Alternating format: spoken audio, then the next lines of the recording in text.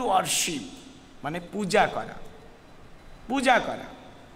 সেই জন্য আমরা দেখি শুধু মহাপ্রভুর মুখে কৃষ্ণ কৃষ্ণ কৃষ্ণ কৃষ্ণ কৃষ্ণ কৃষ্ণ কৃষ্ণ হে কৃষ্ণ কৃষ্ণ কৃষ্ণ কৃষ্ণ কৃষ্ণ কৃষ্ণ কৃষ্ণ হে কৃষ্ণ কৃষ্ণ কৃষ্ণ কৃষ্ণ কৃষ্ণ কৃষ্ণ রক্ষমাম কৃষ্ণ কৃষ্ণ কৃষ্ণ কৃষ্ণ কৃষ্ণ কৃষ্ণ পাহি মাম রাম রাঘব রাম রাঘব রাম রাঘব রক্ষমাম কৃষ্ণ কেশব কৃষ্ণ কেশব কৃষ্ণ কেশব পাহি মাম। মহাপ্রভু এইটাও অনেক সময় কীর্তন করতেন, এইটাই শিক্ষা দিতেছেন, এইটাই তুমি সবাইকে বলো ভজ কৃষ্ণ। দেখেন নিতাইয়ের পদাঙ্ক অনুসরণ করে আমাদের প্রভুপাদ আজকে পৃথিবীতে হাজার ইস্কন মন্দির আছে, wherever you will go you will see only Lord Krishna, Radharani Krishna are being worshipped. Why? Because this is the teachings of Lord Chaitanya Mahaprabhu to Nityananda, and Nityananda Prabhu is the Adi Guru, Pradhan Guru. তার থেকে এই গুরু পরম্পরা আসছে, সেই জন্য এই সিস্টেমটা চলছে। তো প্রথম কি শিক্ষা দিলেন? ভজ কৃষ্ণ। আর কৃষ্ণ থেকে সমান কেউ আছে? কৃষ্ণ থেকে বড় কেউ আছে? তো কৃষ্ণ ভক্তি করলে, কৃষ্ণ পূজা করলে আর কোনো পূজা করার দরকার হবে না। সমস্ত পূজা, সমস্ত তপস্যার যে ফল কৃষ্ণ ভক্তি, কৃষ্ণ পূজন থেকে তা লাভ করা যাবে। আমাদের যেমন আয়ু কম, তার উপরে পাপের বোঝা, এই অবস্থায় শর্টকাট করে দিয়েছেন মহাপ্রভু। একজনের ভক্তি করলেই সব কিছু লাভ হবে। আর এই মহাপ্রভু স্বয়ং কৃষ্ণ অক্ষর ব্রহ্ম যোগ ভগবদ্গীতার ৮ম অধ্যায় লাস্ট শ্লোকে কৃষ্ণ এটা বলেছেন, হে অর্জুন, এত যাগযজ্ঞ তপস্যা করে তোমার লাভ হবে না। আমি তোমাকে কথা দিচ্ছি, দান ধ্যান তপস্যা ইত্যাদি করার ফলে যে ফল লাভ হবে, আমার শরণাগত হলে তা তো হবেই। ওই সমস্ত করার ফলেও যা লাভ হবে না তাও লাভ হবে। সেটি কি? তুমি কৃষ্ণ প্রেম লাভ করে গোলক বৃন্দাবনে প্রবেশ করতে পারবে। ওই কৃষ্ণ এই গৌর একই কথা বলছেন, ভজ কৃষ্ণ। তারপরে কি? করো কৃষ্ণ, বলো কৃষ্ণ। বলো কৃষ্ণ মানে চ্যান্ট হরে কৃষ্ণ মহামন্ত্র। বলো মানে চ্যান্ট, CHANT। চ্যান্ট মানে বলা, চান্ট মানে কীর্তন করা, চান্ট মানে জপা। এই মানে এই জন্যই যে আমরা জপি, হরে কৃষ্ণ মহামন্ত্র জপি, হরে কৃষ্ণ মহামন্ত্র কীর্তন করি। ওই একটাকেই ইংলিশে বলে কি? বলো কৃষ্ণ। কৃষ্ণ বলো, সঙ্গে চলো, এই মাত্র ভিক্ষা চাই। নিত্যানন্দ বলছে শুধু কৃষ্ণটা বলো আর চলো আমার সাথে। তার মানে কৃষ্ণ বললেই তোমার চেতনা শুদ্ধ হবে, তখন আমার সঙ্গে তুমি চলতে পারবে, শুদ্ধ ভক্তদের সঙ্গে চলা যাবে। তো বলো কৃষ্ণ, ভজ কৃষ্ণ, বলো কৃষ্ণ, করো কৃষ্ণ শিক্ষা। কেন কৃষ্ণ ভক্তি করি? প্রশ্ন আসতে পারে। এত পূজার লোক ব্যক্তিত্ব আছে, এত দেবদেবী মনি ঋষি অবতার পুরুষ আছেন, মহাপ্রভু আপনি শুধু কৃষ্ণ কৃষ্ণ বলতে বলছেন, কৃষ্ণ না পূজা করতে বলছেন, কারণটা কি? এই প্রশ্নের সম্মুখীন কিন্তু হতে হবে। নিতাই জবাব রেডি করে যাও। এই জবাব দেওয়া, শিখানো, বোঝানো, এটাও মহাপ্রভুর থার্ড ইনস্ট্রাকশন। সে কি বলেছেন? করো কৃষ্ণ শিক্ষা। এই যে আমরা প্রভুপাদ কেন বই লিখেছেন, কেন কৃষ্ণ ভক্তি কেন করি, এত মন্ত্রতন্ত্র আছে, কেন হরে কৃষ্ণ মহামন্ত্র জপ করি, কীর্তন করি? এর জন্য যদি বোঝাপড়া আমাদের না থাকে, মানে শিক্ষা দীক্ষা না থাকে, তাহলে আমরা নিজেরাও বেশি দিন করতে পারবো না। অন্যজন প্রশ্ন করলে আমরা মনে করবো হ্যাঁ, যেহেতু উত্তর জানি না, তখন সেটাকে নিরর্থক বলে মনে হবে, বন্ধ হয়ে যাবে। আর কোনো ব্যক্তিকে এইরকম নির্দেশ দিলে তিনি এটা গ্রহণ করবেন না। কেন? তার এই কৃষ্ণ নাম জপের আর কেবল কৃষ্ণ পূজা, কৃষ্ণ ভক্তি করার গুরুত্ব সে জানে না। সেই জন্য নির্দেশ দিয়েছেন করো কৃষ্ণ শিক্ষা। শিক্ষা করতে হবে। আমাদের প্রভুপাদ 100 শতাধিক গ্রন্থ লিখেছেন। প্রত্যেকটা ইস্কন ভক্ত যারা অলরেডি ভগবানের ভক্তি পথে এসে গিয়েছেন, ইস্কনের ভক্ত হয়েছেন, প্রত্যেক ভক্তকে শিলা প্রভুপাদের গ্রন্থ পড়া উচিত। শিলা প্রভুপাদের গ্রন্থ পড়া মানে গৌরাঙ্গ মহাপ্রভু নিত্যানন্দ প্রভুর আদেশ পালন করা, সেই জন্য পড়া উচিত। ভাবা উচিত না আমি জেনেছি, পড়া উচিত বারবার। যখন যে নিজে পড়েন সে অন্য ব্যক্তিকে পড়াতে পারেন, যিনি নিজে জানেন অন্য ব্যক্তিকে জানাতে পারেন। সেই জন্য আমাদের সিস্টেম এই যে আমি দেখছি অনেকে ক্লাসে বসছেন খাতা পেন নিয়ে ইত্যাদি, এইটা মহাপ্রভুর ইচ্ছে, নিতাই শিক্ষা দিয়েছেন, প্রভুপাদের মাধ্যমে সেটা প্রকাশ হয়েছে। তো এইভাবে এই নির্দেশগুলো দিয়েছেন। তো সুতরাং এই যে আমরা যা কিছু করছি এই নিত্যানন্দ প্রভুর কৃপা, নিত্যানন্দ প্রভুর কৃপা ছাড়া কেউ কখনো ভগবত কৃপা কৃষ্ণ কৃপা লাভ করতে পারেন না। হ্যাঁ, ওই আমার একটা গানের ভিতর আছে না, নিত্যানন্দ প্রভুর নিতাই পদ কমল কোটি চন্দ্র সুশীতল যে ছায়ায় জগৎ জুড়ায়, এই গানের ভিতর আছে না। যদি নিত্যানন্দ প্রভুর কৃপা হয় তাহলে ওই লাইনটা কি আছে, নিতাইয়ের করুণা হবে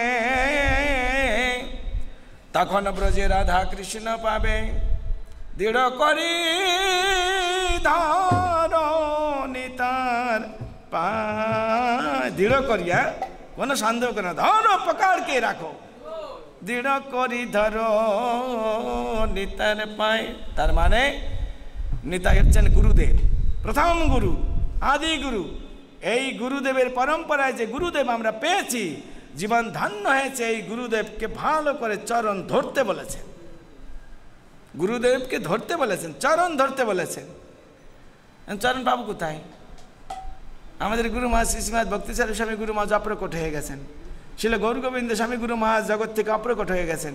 শিষ্যদেরকে বলেছেন চরণ ধরো, পকড়ো দৃঢ়তার সাথে। কি করে ধরব? ওই নিত্যানন্দ প্রভুর শিক্ষা আর নিত্যানন্দ প্রভুর চরণ, নিত্যানন্দ প্রভুর মুখ, নিত্যানন্দ প্রভুর চরণ পদ্ম, কোনো পার্থক্য নেই। অঙ্গানি যস্য সকলেন্দ্রিয় বৃত্তিমান্তি, ব্রহ্মসংগীতে আমরা দেখতে পাচ্ছি ভগবানের সমস্ত অঙ্গই সমস্ত অঙ্গের সমান। ঠিক সেই রকম গুরুদেবের নির্দেশ আর গুরুদেবের চরণ পদ্ম একই। চরণ পদ্ম ধরতে বলছেন মানে তার নির্দেশকে টাইট করে দৃঢ়তার সঙ্গে আমাদের পালন করা উচিত, বোঝা উচিত এবং অনুধাবন করা উচিত, সেইটি বোঝাতে চেয়েছেন। যখন এইভাবে আমরা গুরুদেবকে প্রসন্ন করতে পারি তখন তার কৃপায় আমরা কৃষ্ণকে লাভ করতে পারি, গৌরাঙ্গকে লাভ করতে পারি। আবার যখন কারো উপর গৌরাঙ্গ মহাপ্রভুর কৃপা হয় তখন তিনি গুরুদেবকে লাভ করতে পারেন। এই সম্বন্ধে সুন্দর একটা লীলা আছে। আমি আগেই বলেছি নিত্যানন্দ প্রভু এই জগতে মহাপ্রভুর থেকে আগে এসেছেন, 15 বছর আগে বয়স আগে এসেছে। কোথায়? একাচক্র ধামে। আপনারা জানেন ওখানে এক তর্তিক সন্ন্যাসী গিয়েছিলেন, ছলে বলে কলে কৌশলে তার মা বাবাকে রাজি করিয়ে ছেলেটাকে নিয়ে তীর্থে তীর্থে ভ্রমণ করেছিলেন। এই তীর্থে তীর্থে ভ্রমণ করলেন কেন? কেন বলরাম যখন কুরুক্ষেত্রের যুদ্ধ শুরু হতে যাচ্ছিলেন তখন বলরাম আমি একটু তীর্থে ঘুরে আসি, ও বিভিন্ন তীর্থে ঘুরে বেরিয়েছিলেন। আমি যে নিতাই সেই বলরাম তা বোঝানোর জন্য ওই একই গতি একই প্রকৃতি। উনি যেমন ঘুরতে গিয়েছিলেন এই লীলায় তিনি ঘুরতে গিয়েছেন, সব জায়গায় ঘুরেছেন। ঘুরতে ঘুরতে সব জায়গায় ঘুরে তিনি তখন নবদ্বীপ ধামে এসছেন। তিনি জানেন মহাপ্রভুর আবির্ভাব হয়ে গেছেন, তিনিও এখন বড় হয়েছেন, লেখাপড়া বিদ্যা বুদ্ধি সব হয়েছে। অতএব দুনিয়ার সব কিছু দেখা হয়ে গেছে। দেখা না তো তার নিজের জন্য কিছু দেখা না, তিনি বিভিন্ন তীর্থে বিভিন্ন স্থানে গিয়েছেন, অত্র এরিয়ার সবাইকে ধন্য করার জন্য, উদ্ধার করার জন্য গিয়েছেন। শেষে তিনি ফিরে আসছেন। এসে মহাপ্রভুর একজন পার্শ্বদ, তার নাম হচ্ছে নন্দনাচার্য। কি নাম? ওই নন্দনাচার্যের গৃহে, আমাদের ইস্কন মন্দিরের গেটের পাশেই ওনার বাড়িটা। এখন সেখানে মাধব মহারাজের মঠ আছে, গৌড়ীয় মঠ, সেখানে গিয়ে লুকিয়ে আছে নন্দনাচার্য প্রভু। তো সাধু মহাপুরুষ আসছেন, খুব আদর যত্ন করছেন, কিন্তু উনি কোথাও যান না, ঘরের ভিতর চুপচাপ থাকে। ওদিকে মহাপ্রভু তার কিছু পার্শ্বদেরকে বলেছেন আমাদের নবদ্বীপে একজন মহাপুরুষ আসছেন, যাও তোমরা খুঁজে বের করো, নিয়ে এসো। সবাই মহাপ্রভুর নির্দেশ পালন করার জন্য গিয়েছেন। পথে ঘাটে জলে জঙ্গলে অলিতে গলিতে সব জায়গায় খুঁজেছেন, তাকে আর খুঁজে পাওয়া যায়নি। নিরাশ হয়ে তারা মহাপ্রভুর কাছে গিয়ে বলেছেন, মহাপ্রভু আপনি যার কথা বলেছেন এরকম কোনো লোক নেই, আমরা জলে জঙ্গলে সব জায়গায় খুঁজেছি, তাকে কোথাও পাই। মহাপ্রভু মৃদু হাসলেন, হ্যাঁ যাকে আমি খুঁজতে পাঠিয়েছি তাকে সবাই খুঁজে পাবে না। চলো আমি যাচ্ছি, চলো আমার সঙ্গে। মহাপ্রভু চললেন তারা পিছনে পিছনে। মহাপ্রভু আর অলিতে গলিতে ডানে বায়ে উত্তর দক্ষিণে জানি সোজা শটাং নন্দনাচার্যের ঘরের সামনে গিয়ে বলছে নিতাই। যখন নিতাই বলে ডাক দিয়েছেন, নিত্যানন্দ ভিতর থেকে বাইরে আসছেন, সামনে দাঁড়িয়েছেন ঘরের বারান্দায়। মহাপ্রভু বাইরে থেকে নিতাইকে দেখছেন, নিতাই ঘরের ভিতর থেকে বারান্দা থেকে গৌরাঙ্গ মহাপ্রভু দেখছেন। দুজনই চম্বুক, একজন একজনকে আকর্ষণ করছে। হ্যাঁ, উত্তর মেরু আর দক্ষিণ মেরু চম্বুকে আকর্ষণ হয়। চম্বুকের একটা সাধারণ ধর্ম লোহাকে আকর্ষণ করে, চম্বুক চম্বুক আকর্ষিত হয় যখন উত্তর মেরু আর দক্ষিণ মেরু। সেটা কিরকম? একজন সেব্য একজন সেবক ভাবে জগতে এসেছেন, তাই কি করছেন? মহাপ্রভু বারান্দা থেকে নিত্যানন্দ প্রভুকে তাকিয়ে আছেন, নিষ্পলক দৃষ্টিতে তাকিয়ে আছেন। আর নিত্যানন্দ প্রভু মহাপ্রভুর দিকে এরকম তাকিয়ে আছেন, আর তাকাচ্ছেন আর আকর্ষিত হচ্ছে। পা যে কীভাবে এগিয়ে যাচ্ছে দেখতে পাচ্ছেন, এদিকে তাকিয়েছেন, পা এগুলো এসছে। দুজনে মিলিত হলেন প্রেমানন্দে, তারা আলিঙ্গন দিতে থাকলেন সমস্ত ভক্তরা। তাই গৌর প্রেমানন্দে হরি হরি বল। এই নিত্যানন্দ প্রভুর সঙ্গে গৌরাঙ্গ মহাপ্রভুর মিলন। গৌরাঙ্গ মহাপ্রভু প্রমাণ করলেন আমি ছাড়া নিতাইর গুরুকে কেউ লাভ করতে পারে না, জানতে পারে না। ওই জন্য ওই সূত্রটা আমরা জানি যে কৃষ্ণের কৃপা ছাড়া গুরুদেবকে পাওয়া যায় না, আর গুরুদেবের কৃপা ছাড়া কৃষ্ণকে লাভ করা যায় না। তাহলে বোঝা গেল যে গৌরাঙ্গের কৃপা ছাড়া নিতাইকে পাওয়া যায় না, বোঝা গেল। আবার নিতাইয়ের করুণা ছাড়া গৌরাঙ্গ লাভ করা যায় না, তার কি অনেক প্রমাণ আছে। তার একটা জাজল্যমান প্রমাণ হচ্ছেন জমিদারের ছেলে রঘুনাথ দাস ঠাকুর ডাইরেক্টলি গিয়েছিলেন গৌরাঙ্গ মহাপ্রভুর কাছে কতবার, আপনারা সবাই জানেন। কিন্তু মহাপ্রভু কি বলেছেন? সময় হয়নি, ঘরে যাও। ঘরে গিয়ে কি করো তিনি? সেখানে গিয়ে অনাসক্ত হয়ে তুমি সংসার করো, সময় যখন হবে তখন তুমি আসতে পারবে। সময় হয়নি মানে নিত্যান্ত প্রভু সিল পড়েনি তোমার উপর, তোমার অনুমোদন হয়নি তার কাছে। সেখানে গিয়ে যাও। তারপরে জানেন পানিহাটির উৎসব মানে তাই। তো নিত্যান্ত প্রভু করুণা করলেন, তারপরে মহাপ্রভু তাকে অ্যাকসেপ্ট করেছিলেন। তো নিতাইয়ের করুণা ছাড়া কেউ মহাপ্রভুকে তথা রাধা কৃষ্ণকে লাভ করতে পারেন না। তার মানে আমাদের ভক্তি জীবনের প্রগতি অগ্রগতির চাবি নিতাইয়ের হাতে, তার মানে গুরুদেবের হাতে। সেইটা আজকের দিনে আমাদের অনুধাবন করতে হবে। একদিকে আমরা অত্যন্ত ছোট, এই যে আমরা যে জীব অত্যন্ত ছোট ছোট আছে না, কেশাগ্র শত ভাগস্য, এই শ্লোকটা মনে আছে তো? সেখানে লেখা আছে চুলের অগ্রভাগের 10,000 ভাগের 1 ভাগ। তা আবার ইমপিওর অবস্থায় আছি, পাপে ডুবে আছি। এরকম একটা অবস্থায় আমরা একদিকে, আর অন্যদিকে নিত্যানন্দ প্রভু এসছেন, গুরুদেব তার প্রতিনিধি। এটা আমাদের অনুধাবন করা প্রয়োজন। যার যত বেশি উপলব্ধি হবে সে তত নিত্যানন্দ প্রভু তথা গুরুদেবের প্রতি সারেন্ডার্ড হতে পারবে, আকর্ষিত হতে পারবে। আমরা হচ্ছি না কেন? আমরা বুঝতে পারছি না। আমাদের শরীরের মধ্যে বিভিন্ন ব্যাকটেরিয়া আছে, সেই ব্যাকটেরিয়াগুলো বুঝতে পারে না যে আমি কত বড় প্রকাণ্ড বডির ভিতর বসবাস করছি, সে বুঝতে পারে না। আমাদের এরকম একটা অবস্থা।